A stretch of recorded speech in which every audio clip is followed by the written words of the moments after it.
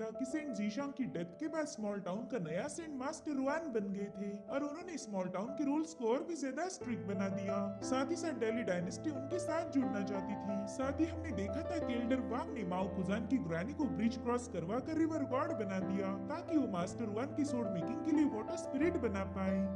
अब आगे तो ओपनिंग सीन में हम देखते हैं कि सेंट रुआन के घर के सामने काफी सारी भीड़ लगी है। स्मॉल टाउन के कई सारे पैसे वाले लोग मास्टर रुआन की खातिरदारी करने में लगे हुए थे क्योंकि उन्हें पता चल गया कि मास्टर रुआन प्यून माउंटेन पर एक सेक्ट बनाने वाले हैं। अगर वह सेक्ट बन गया तो ये लोग भी उसी प्यून माउंटेन के आसपास वाली जमीन खरीदना चाहते थे। इसलिए इन लोगों ने मास्टर रुआन को मस्का मारना शुरू कर दिया। वो उनके लिए ढेर सारी खाने की डिशेस लेकर आए थे। तभी उनमें से एक बंदा कहने लगा कि मास्टर रुआन, हमें पता चला है कि आपकी बेटी को पेस्ट्रीज काफी ज्यादा पसंद है, तो मैं शुई के लिए ढेर सारी पेस्ट्रीज लेके आया हूँ। ये सुनकर मास्टर रुआन उन पर भड़क गए। वो कहते, देखो मेरी बेटी को मुझे और मोटा नहीं बनाना, इसलिए अपनी मिठाई अपने पास रखो। जल्दी बताओ तुम लोग कौन सा माउंटेन खरीदना चाहते हो और मैं तुम्हें उसकी कीमत बताऊंगा। इसके लिए तुम्हें मुझे मस्का मारने की कोई जरूरत नहीं। और उतने में ही वहाँ पर चेन पिंग भी आ जाता है। तो मास्टर रुआन उससे पूछने लगे कि बोलो क्या तुम्हें भी माउंटेन खरीदना है? जिस पर वो कहते, अरे नहीं सीनियर, मैं तो आपसे कुछ पैसे उधार मांगने आया था। ये सुनकर वहाँ मौजूद लोग हंसने लगे। उन्हें पता था कि भला चेनपिंग जैसा लूजर माउंटेन कहाँ से खरीदेगा,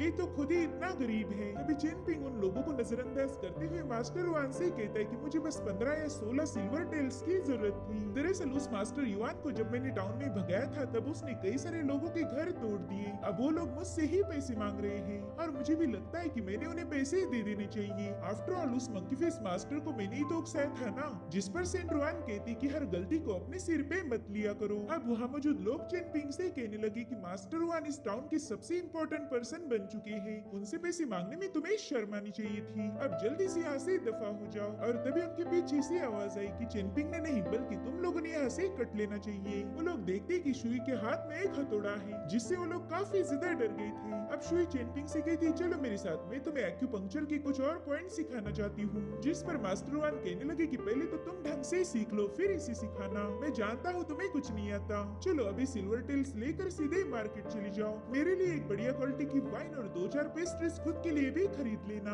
तो शुई तुरंत ही सिल्वर टेल्स लेकर मार्केट की तरफ रवाना हो गई। इधर मास्टर रुआन चेनपिंग को डेली डायनेस्टी ने दिया हुआ मैप शो करने लगे। वो कहते, ये देखो, ये हमारे टाउन के आसपास के माउंटेन्स और रिवर का मैप है। मैं जानता हूँ तुम्हारे पास गोल्ड और कॉपर कॉइन्स के 2 बैग्स थे। तो कहते, हाँ सीनियर, मेरे पास सिल्वर नहीं था, इसलिए मैं आपसे उधार लेने आया। जिस पर वो कहते, चेनपिंग सिल्वर को मारो गोली, अभी गोल्ड और कॉपर सबसे ज्यादा वैल्यूएबल है। अगर तुमने उन पैसों का यूज करके यहाँ पर माउंटेन्स खरीद लिए तो तुम्हारी जितना रईस इस टाउन में कोई नहीं होगा। देखो प्यून माउंटेन के आसपास जितने भी माउंटेन्स हैं उन सभी को डेली डायनेस्टी के एम्परर ने सील किया है। वो इन माउंटेन्स को उन्हीं को बेचने वाला है जिनके डेली डायनेस्टी के साथ अच्छे रिलेशंस होंगे। साथ ही साथ फ्यूचर में इन्हीं में से माउंटेन गॉड भी बनाए जाएंगे। उनके पास 3 माउंटेन गॉड्स और एक रिवर गॉड की पोजीशन है। आगे चलकर ये एरिया हजारों मीलों तक बढ़ाया जाएगा, यानी कि यहाँ पर अब काफी सारा पैसा आने वाला है। जो भी इसमें अभी इन्वेस्ट करेगा फ्यूचर में उसे किसी बात की टेंशन नहीं होगी, क्योंकि ये सारे माउंटेन स्पिरिचुअल एनर्जी से भरे हुए हैं। तो चेनपिंग मास्टर रुआन से कुछ हिल्स के बारे में पूछने लगा। वो कहता है, मास्टर मुझे इस इलाके की कीमत बताओ। तो कहते, इसके लिए तुम्हें बस एक ही स्प्रिंग फेस्टिवल कॉइन देना होगा। ये सुनकर तो चेनपिंग के होश ही उड़ गए। मास्टर रुआन कहते हैं कि अगर तुम कोई बड़ा सा माउंटेन सिलेक्ट करोगे तो उसकी कीमत होगी लगभग 10 कॉइन्स, इससे ज्यादा बिल्कुल नहीं।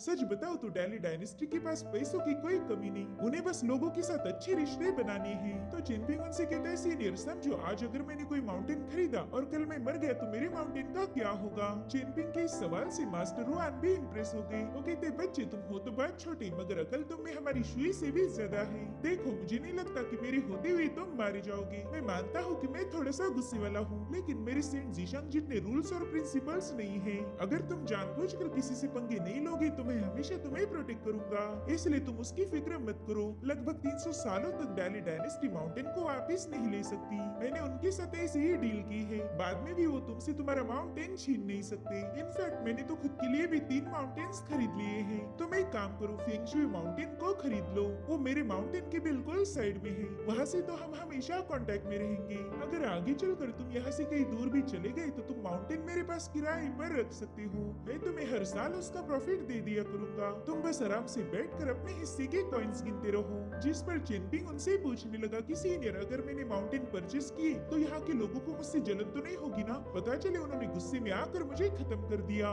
ये सुनकर मास्टर वान हंसने लगे। वो कहते मेरे तुम्हें कोई कुछ भी नहीं कर सकता। तो चेनपिंग कहता है ठीक है सीनियर, फिर मैं इसके बारे में सोचता हूँ। तो कहते हाँ मगर जल्दी डिसाइड करो। कई सारे लोग इन माउंटेन्स को खरीदने के लिए बेताब हैं। अब चेनपिंग मास्टर वान से मिलने के बाद मार्केट पहुँच गया, जहाँ पर उसकी मुलाकात हुई बाओपिंग से। उसे बताती है कि चेनपिंग हम स्मॉल टाउन छोड़कर बहुत दूर जा रहे हैं, अब आगे की हमारी पढ़ाई वहीं पर होगी। तो चेनपिंग उसका लाड़ करते हुए कहने लगा कि तुम अपना अच्छे से ख्याल रखो और हाँ मन लगाकर पढ़ाई करना। सेंट जीशा को एक दिन तुम पर जरूर से नाज होगा। और तभी सीनियर माँ बाओपिंग को गुस्से से गैरेज में बैठने के लिए बता देते हैं। वहीं दूसरी तरफ शुई उसके फादर के लिए वाइन खरीद कर ब्रिज के पास पहुंच चुकी थी। वो कहती बेचारा चेनपिंग हमारे यहाँ पर काम करेगा, लेकिन मुझे नहीं लगता कि फादर उसे इसका पेमेंट देने वाले हैं। अगर वो कुछ पैसे उधार मांग रहा था तो फादर ने उसे पैसे दे देने चाहिए थे, मगर नहीं, वो तो चेनपिंग को एक कॉइन भी फेंक कर नहीं मारने वाले।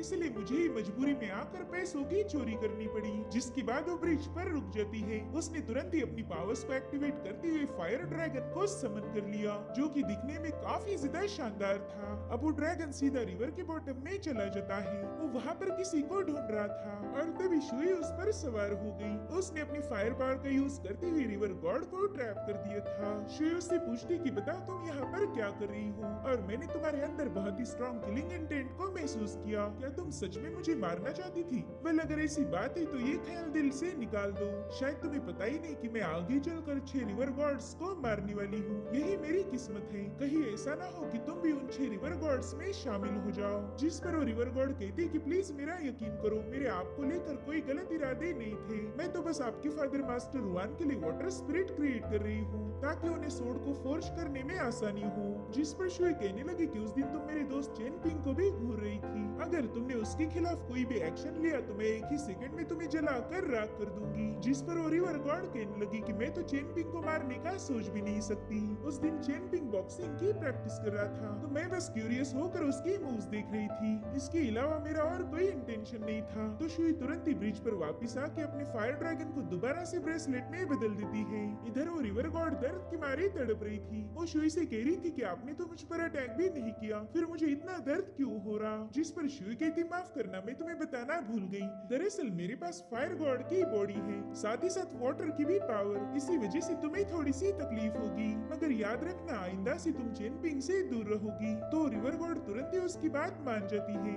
आप शुई के वहाँ से जाते ही रिवर गॉड को मास्टर कुआई की आवाज आई। वो उस पर गुस्सा करते हुए कहने लगा कि शुई पर किलिंग इंटेंट मत डालो, आगे चलकर वो कई सारे रिवर गॉड्स को मारने वाली है और उनमें से सबसे पहले नंबर पर तुम हो। देख लेना मेरी फ्यूचर प्रेडिक्शन कभी गलत नहीं होती। ये सुनकर उस रिवर गॉड को भी अब काफी ज्यादा टेंशन आ गया था। इधर शुई अपने फादर को बढ़िया क्वालिटी की वाइन बताकर घटिया शराब पिला रही थी, क्योंकि उसने वाइन को दिए हुए पैसों में से चेनपिंग के लिए कुछ पैसे साइड में रख दिए थे। वो कहती फादर मुझे नए साल की शॉपिंग करनी है, वैसे भी मेरे 2 कॉपर कॉइन्स के बैग आपके पास जमा है, तो प्लीज उसमें से एक बैग मुझे वापस दे दीजिए ताकि मैं अच्छे से शॉपिंग कर पाऊँ। जो सुनकर मास्टर रुआन कहने लगे कि तुम एक काम करो, अपने दोस्त चेनपिंग से ही कॉइन्स ले लो, वैसे भी वो अब काफी ज्यादा रईस बन चुका है, उसके जितना अमीर बंदा अब हमारे पूरे टाउन में नहीं है। तो शुई कहने लगे अरे आपका दिमाग तो सही है ना, भला मैं चेनपिंग से पैसे कैसे मांग सकती हूँ, और वैसे भी वो बहुत ही ज्यादा गरीब है, वो खुद ही आपको सवेरे सिल्वर टेल मांग रहा था। जिस पर मास्टर वन कहते अच्छा मतलब चेनपिंग के पैसे पैसे और तुम्हारे बाप के पैसे पैसे नहीं है, क्यों? सही कहा ना मैंने, जाओ अपने दोस्त चेनपिंग से ही पैसे मांगो, मैं तो तुम्हें एक कॉइन नहीं देने वाला। जिस पर शुई कहती कि वो मेरा दोस्त थोड़ी ना है, मैं तो उसे ठीक से जानती भी नहीं। ये सुनकर तो मास्टर वन को ठसका ही लग गया। वो कहते वाह बेटा वाह, पूरा दिन तुम उस चेनपिंग के साथ टाइम पास करती हो और अब मुझे बता रही कि मैं तो उसे जानती भी नहीं। अगर वो तुम्हारा दोस्त नहीं है तो फिर तुमने अपने बाप के लिए घटिया शराब लाकर चेनपिंग के लिए पैसे साइड में क्यों रखे? तुम्हें क्या लगता है मुझे शराब की क्वालिटी समझ नहीं आती? अरे मेरे जितना पियक्कड़ इस टाउन में कोई नहीं। इतना ही नहीं, मैंने तुम्हें पेस्ट्रीज खाने के लिए पैसे दिए थे, वो भी तुमने साइड में रख दिए, और अब ऊपर से मुझे मेरी सेविंग्स में से भी सिल्वर कॉइन मांग रही हो, वो भी किसके लिए? उस कमीने चेनपिंग को उधार देने के लिए। मेरी प्यारी बिटिया रानी, तुम्हें क्या लगता है तुम अपने बाप को उल्लू बनाओगे और उसे समझ नहीं आएगा? पता नहीं यार तुम्हें कब अकल आएगी। अब मास्टर वान की डांट सुनते ही शुई ने जोर जोर से रोना शुरू कर दिया।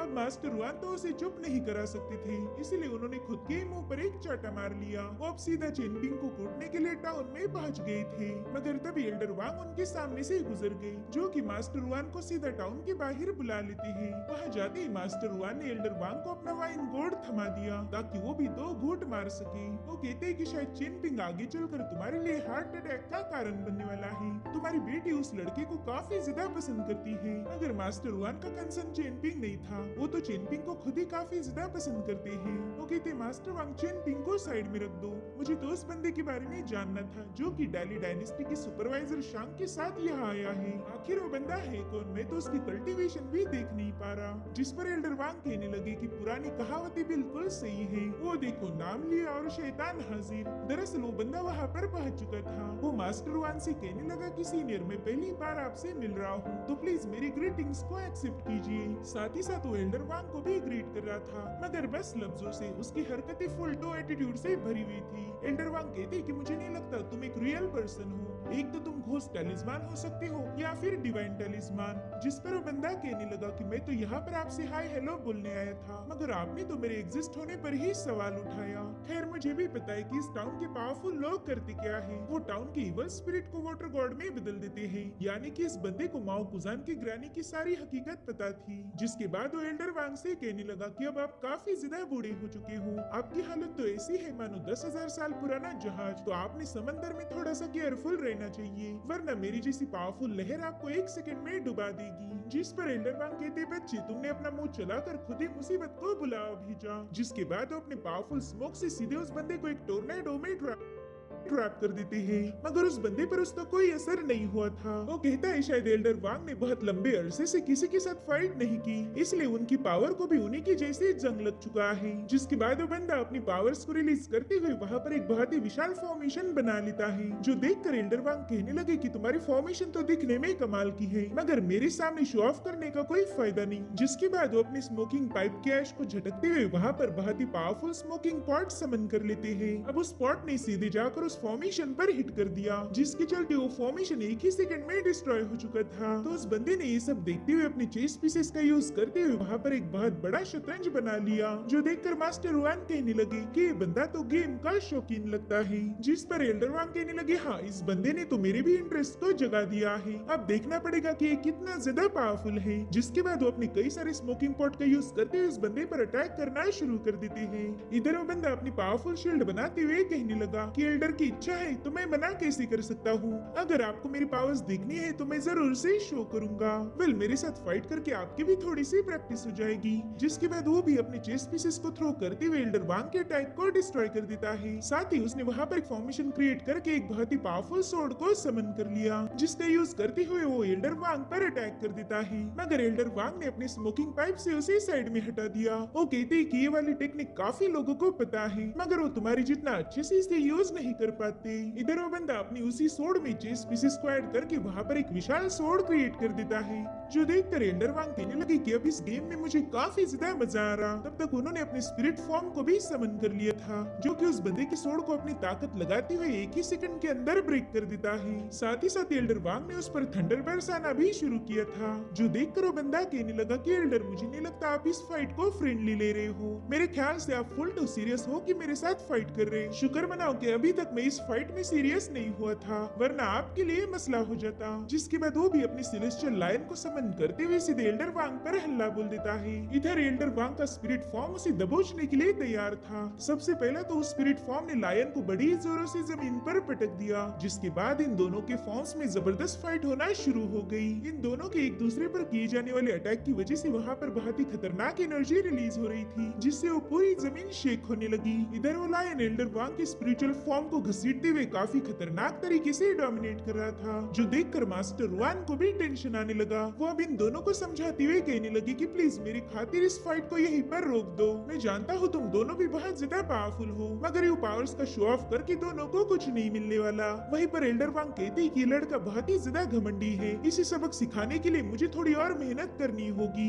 इधर वो बंदा कह रहा था कि मैं यहाँ का मेहमान हूँ और यहाँ के लोग मेरे साथ ये सब कर रहे, मैं ऐसा बर्ताव बिल्कुल भी बर्दाश्त नहीं कर सकता। अब तो इस एल्डर को तमीज सिखाने के लिए मैं अर्थ एंड हेवन से थोड़ी और पावर उधार लूंगा। जिसके बाद वो ढेर सारी स्पिरिचुअल एनर्जी को समन करते हुए अपनी सेलेस्टियल लायन को और ज्यादा पावरफुल बना देता है, जिससे वो लायन एल्डर वांग की स्पिरिट फॉर्म पर भारी पड़ चुका था और फिर उसने उस फॉर्म को डोमिनेट करते हुए तुरंत ही डिस्ट्रॉय कर दिया। जो देखकर एल्डर वांग कहने लगे, बच्चे तुम्हारा फैमिली बैकग्राउंड थोड़ा सा इंटरेस्टिंग लग रहा है, मगर मुझे नहीं लगता कि तुम पावरफुल फैमिली से बिलोंग करते हो। जिसके बाद वो एक बार फिर से अपनी स्मोक का यूज करते हुए अपना एक और स्पिरिट फॉर्म क्रिएट कर देते हैं, जो कि अपनी पावर शो करते हुए सेलेस्टियल लाइन के सामने कूद गया था। साथ ही साथ इन दोनों की पावरफुल स्पिरिचुअल ऑरा ने उस पूरे एरिया की वाट लगा दी थी और अब तो वो दोनों एक दूसरे को बहुत ही खतरनाक तरीके से घूर रहे थे। जो देखकर मास्टर रुआन कहते कि अब आप लोगों ने रुक जाना चाहिए, मगर ये दोनों उनकी एक नहीं सुनते। उन्होंने एक बार फिर से अपनी पावर्स को एक्टिवेट किया था। एल्डर वांग देखते कि वो बंदा बहुत ही ज्यादा स्मार्ट है, वो बिल्कुल भी गिव अप करने के लिए तैयार नहीं था। तो अब एल्डर वांग भी अपनी स्पिरिचुअल फॉर्म के साथ उस बंदे पर अटैक करने के लिए रेडी हो गए। जिसके बाद ये दोनों भी एक दूसरे पर अटैक करने के लिए आगे बढ़ने लगे, मगर इससे पहले कि इन दोनों में क्लैश हो, वहाँ पर एक तीसरा स्पिरिट फॉर्म आ चुका था, जो कि है मास्टर रुआन का। वो इन दोनों को अपनी पूरी ताकत लगाते हुए पीछे ढकेलने लगे। जिसके बाद वो कहते हैं कि अगर तुम दोनों नहीं रुके तो फिर मुझे भी इस फाइट में इन्वॉल्व होना पड़ेगा और फिर तो ये पूरा की पूरा इलाका डिस्ट्रॉय होने से कोई रोक नहीं सकता, इसलिए जल्दी से पीछे हट जाओ वरना मैं भी फाइट में कूद जाऊंगा। तो वो बंदा हंसते हुए कहने लगा कि मैं तो ये फाइट करना भी नहीं चाहता था, मुझे एल्डर वांग से कोई पर्सनल प्रॉब्लम नहीं। इधर एल्डर वांग ने भी अपनी स्पिरिचुअल फॉर्म को गायब कर दिया। जिसके बाद उस बंदे से कहने लगे कि तुम्हें यहाँ का सब कुछ पता है। तो वो बंदा कहता है सीनियर मैं तो यहाँ पर नया आया हूँ, भला मुझे यहाँ का क्या पता होगा, मगर जो थोड़ी बहुत चीजें मुझे पता है उतनी ही काफी होगी और ज्यादा इन्फॉर्मेशन हासिल करने की मुझे जरूरत नहीं है। अब उस बंदे के वहाँ से जाने के बाद एल्डर वांग काफी ज्यादा हैरान थे, क्योंकि उसने क्लियरली एल्डर वांग को फाइट में हरा दिया था। मास्टर वान कहते हैं कि इस बंदे के पास तो अपर वर्ल्ड के 5वें स्टेज की पावर है, जिस पर एल्डर कहते हैं हाँ और तुम भी उसी स्टेज पर हो, अगर मेरी जगह तुम उससे फाइट करते तो वो तुम्हें भी हरा देता। जो सुनकर मास्टर वान कहते कि मुझे तो बंदा बिल्कुल भी पसंद नहीं आया, शायद वो हमारे लिए एक मुसीबत बनने वाला है। जिसके बाद वो एल्डर वांग को गुड बाय बोलकर वहाँ से चले गए। इधर एल्डर वांग कहते हैं कि ये बंदा इतना यंग होने के बावजूद भी इसमें ढेर सारी पावर है, लेकिन इतनी कम उम्र में ऐसी पावर का मास्टर बनना इम्पॉसिबल है, जरूर से ये बंदा किसी का क्लोन होगा। वहीं दूसरी तरफ चेनपिंग माउंटेन्स में पहुंच चुका था। उसने अपने लिए ढेर सारे माउंटेन्स खरीद लिए थे, मगर अभी भी उसके कॉइन्स खत्म नहीं हुए, तो और माउंटेन्स देखने के लिए यहाँ आया था। मगर तभी डाली डायनेस्टी के बंदों ने उस पर अटैक करना शुरू कर दिए। वो कह रही थी कि ये डाली डायनेस्टी का फॉरबिडन एरिया है, जो भी यहाँ घुसेगा उसे ऑन द स्पॉट एग्जीक्यूट किया जाएगा। वहीं पर चेनपिंग बस उनके हमलों से बचने के लिए तेजी से भाग रहा था। वो लोग तो उसे अपनी बात कहने का मौका भी नहीं देते। अब चेनपिंग देखता है कि उसका इमॉर्टलिटी ब्रिज और ज्यादा डैमेज हो चुका है, जिसके चलते वो तेजी से भाग नहीं सकता था, इसलिए उसने फाइनली फाइट बैक करने का डिसाइड किया। उन बंदों के पास तलवारें थी और चेनपिंग के पास था अपना पावरफुल पंच, मगर वो लोग एक दूसरे पर अटैक कर पाए इससे पहले वहाँ पर डाली डायनेस्टी का सुपरवाइजर शांग पहुँच गया। वो अपने गार्ड से कह रहा था कि इस बंदे को मारने की जरूरत नहीं है, मैंने इसे मास्टर रुआन के घर देखा था।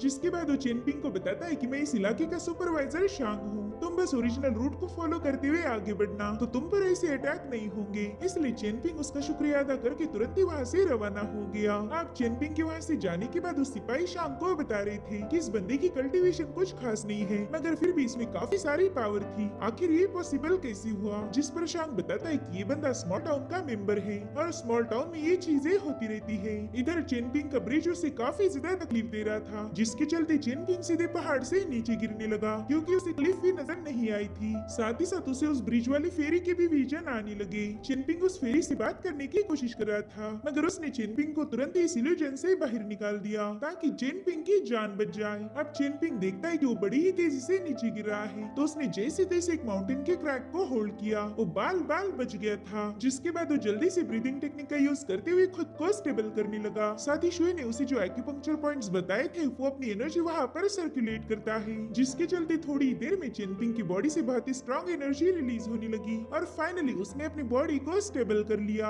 जिसके बाद वो थोड़ी सी स्ट्रेचिंग करके अपना माउंटेन वाला मैप बाहर निकाल लेता है। उसका एक आखिरी माउंटेन खरीदना बाकी था, मगर तभी एक परिंदा उसके मैप पर अपना पेट खाली कर देता है। चेनपिंग को लग रहा था कि परिंदा उसी को ही इशारा कर रहा होगा, तो चेनपिंग ने अपना फाइनल माउंटेन उसी को चुन लिया जिसे उस परिंदे ने खराब किया था। चेनपिंग इतने सालों के बाद काफी ज्यादा खुश था। वो कहता है कि ये सारे माउंटेन्स मेरे हो गए। हमारे पास पैसा होना वाकई काफी ज्यादा जरूरी है। इधर हम उसी मिस्टीरियस बंदे को देखते हैं जो कि ली मैंशन में पहुंच चुका था। वो कह रहा था कि ये जगह तो कल्टीवेशन के लिए बेस्ट है, यहाँ पर कोई मुझे डिस्टर्ब नहीं करेगा। जिसके बाद वो कई सारे पोर्सिलेन बाहर निकाल लेता है। गाइस, ये पोर्सिलेन कोई मामूली से बर्तन के पीसेस नहीं, बल्कि इनके अंदर स्मॉल टाउन की जीनियस की ब्लड पावर्स थी। तो अब वो उन्हीं में से कुछ पीसेस को इकट्ठा करते हुए वहाँ पर एक पुतला बना लेता है। वो कह रहा था चलो अब वाइन पीते हुए मुझे इस पर थोड़ा सा काम करना होगा। गाइस, ये बंदा इस सीरीज का सबसे इम्पोर्टेंट कैरेक्टर होने वाला है। इसके सारे मोटिव्स हमें अगले एपिसोड में पता चलेंगे। Thank you so much for watching. Bye bye, take care.